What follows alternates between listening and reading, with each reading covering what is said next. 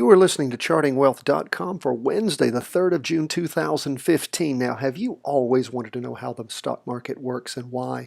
Well, at ChartingWealth.com, we make it easy for you. Every day we track the total market, the S&P 500, the NASDAQ 100, and gold. Those four things.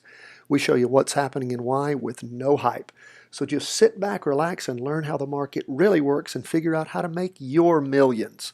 We are not a stock calling service, nor are we a financial advisory firm. Our opinions are our own, and they're no way at all to be taken as financial advice of any kind whatsoever. Let's jump right into the market. Here is where IYY, the total market index, ended on the two-day chart at the end of Tuesday, the 2nd of June. We have a two-day trend line that we have drawn. You can see it going down. We have, well, it looks like three candles that we've attached here, here, and here. And for those of you who are just listening, it's on the 22nd of May, the 26th of May, and the 2nd of June candle. Now, we have a pattern that's going down. The chart crossed over going down on the MACD. That's the moving average convergence divergence. It's our favorite indicator. And we also have, if you're looking at our chart, we had over the last 2 days a crossover in the derivative oscillator.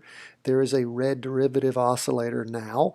It is a light red box that is showing also that it has crossed over. So there was a bit of an acceleration in the down movement over the course of the last 2 days. Now, that is where we are on the big 2-day chart and with the 2-day trend line. Again, we always draw trend lines. When people ask me, hey, what is the most important indicator if you could only do one thing? I said, well, I would draw a trend line. I would use my Japanese candlesticks, which is the type of indicator, type of device that we use to actually show us price movement. That is so much better than bars and everything else. It's just a wonderful system. That's the red and green candles that you see on our chart. And by the way, if you don't have our chart and you want it, it's available at freestockcharts.com. All you have to do is go to our website, chartingwealth.com, ask for our charting layout or sign up for our newsletter. We'll send it to you for free. Now, let's rotate back to the 4-hour chart and see what's going on. You can see, if you're looking at our chart, there's a blue trend line above all the candles.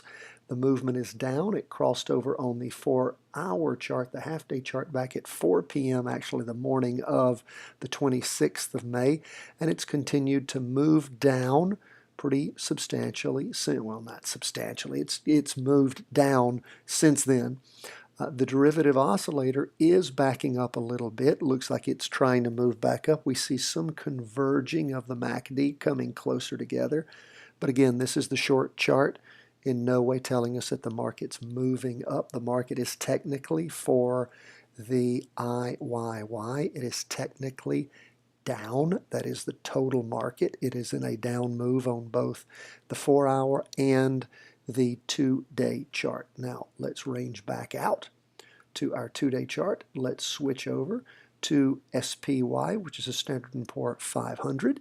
It's similar, and again, this typically is fairly close to what's happening in the total market. The S&P is 500 big stocks. Well, it is also moving down very similarly.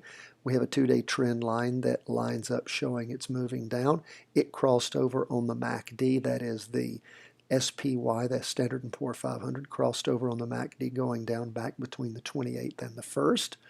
And it saw the derivative oscillator crossover on the 1st of June, and it is continuing to accelerate and move down on the 2nd of June. So it is in a down movement on the 2-day chart. Now let's range down to the 4-hour, the half-day chart. Same here. It crossed over going down back at the morning of the 26th, similar to the total market. And it is again below the 2-day trend line at this point. There's no alarm bells going off yet. There is a little bit of converging, and the derivative oscillator is losing some of its down momentum, but we are still officially in a down move on SPY also. So there is no reason yet, as far as our charts go, to purchase it. Again, your own opinion's your own opinion. This is our opinion. So, and again, we're not giving you advice on what to buy or sell. This is just what we see. Please use this educationally. Now, let's go ahead and range back to the 2-day chart. And we're going to go to my favorite chart, the NASDAQ 100, or the Qs, QQQ, or the cubes as some people call it. It is in an up move and has been in an up move. Again, the opposite of what's been going on in the total market and the S&P. It crossed over going up between the 14th and the 18th of May, and it has been moving up fairly steadily since then. We do see a red candle over the last 2 days, and again, we have drawn a 2-day trend line. It is above the 2-day trend line on our 2-day chart. We do see some converging right now. It looks like the MACD is trying to come together to cross over, perhaps to move down, although it did the same back on the 22nd of May, got close on the 26th, then bounded back up again. So we aren't seeing that happen. However, if you notice the derivative oscillator, it was continuing to gain momentum. The derivative oscillator over the last 2 days has lost some momentum. So we are paying attention to that in case there's a potential down move. Technically, the QQQ, or the NASDAQ 100, was down 0.32% today. Just for your information, the total market was down 0.13%, and the S&P 500 was down 0.1%. And again, that's 1/10 of 1%, okay? Very small amount down. So let's see where the Qs, or the NASDAQ 100, is on the 4-hour chart. We see that the 4-hour chart is still above the 2-day chart. It did cross over going down back on the morning of the 29th of May. It has been in a down move on the short chart since then, but not substantially. It's not crossed our 2-day trend line. It is above it right now. We'll continue to pay attention and just see what's going on. So we've got IYY, total market, S&P, down on both the 4-hour and the 2-day, and we have the NASDAQ 100 up on the 2-day chart and down on the 4-hour chart. So continue, if you are in any kind of up move on the Qs, pay close attention to what's going on in case it does reverse on you and you start getting signals that you might wish to consider getting out. Again, that's just what we're looking at and seeing. You may see things differently. We're not giving you advice. Now let's go ahead and range back out to the 2-day chart. We're going to lastly consider gold. What is gold doing? Gold is interesting. It has been so interesting. If we range way out and let you look on the 2-day chart what gold has been up to, it crossed over back in April, back in late April. Oh, let's see, that's around the 25th, 27th. It crossed over going up on our MACD and then slid sideways for many weeks.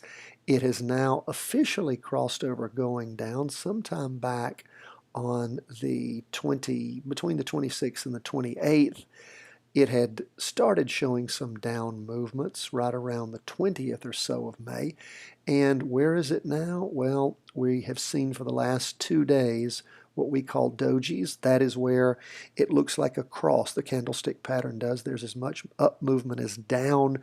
They almost cancel each other out, and there's just a line for the movement that day. That is what gold has done over the last 4 days or so, with the last two-day candles.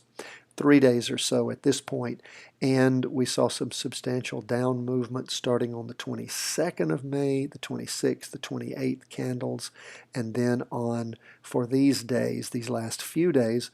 Continue to pay attention. Gold is officially, according to the MACD, in a down move as of the 28th candle, the 28th of May candle. The derivative oscillator has crossed over going down and somewhat accelerated, even though it's hard to see much of anything there. If we range down to the half-day or the 4-hour chart, we get a little bit better view of what's going on with gold. It is attempting to cross over, or has crossed over toward the end of the day on the 4-hour chart going up, but I will tell you there is very little movement as far as price goes. Although it is trying to push above, we haven't talked about this for a while, the moving linear regression lines, both the 30 and the 34, which sometimes will act as ceilings or floors. Here, because it's below, it can act as a ceiling, and we will see it did push through the 30 period moving linear regression line. We'll see if it can push through the 34 too, but not a lot of movement. Gold has been slipping sideways over the last several days, as you can see on the 4-hour chart, and the 2-day chart has shown some down movement. So gold is a little schizophrenic on us. It's crossing over, going up again. Not a lot of speed pushing it up, not a lot pushing it up as far as price movement goes, but it is officially crossed over on the 4-hour chart, but not on the 2-day chart. And again, the 2-day chart is what controls, not really pushed through our 2-day trend line. So no reason to get excited at this point about gold surging up. Now, it could change tomorrow, but that's where it ends the day, still officially in a down move. NASDAQ still in an official up move. Strong down movements, of course, in the total market and the S&P 500. When I say strong, I mean both our 4-hour and our 2-day chart shows that. That is where we've ended the day on Tuesday the 2nd as we go into Wednesday the 3rd.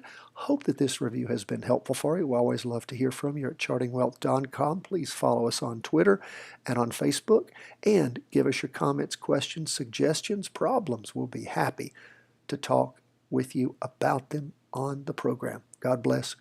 We wish you the best in trading and investing.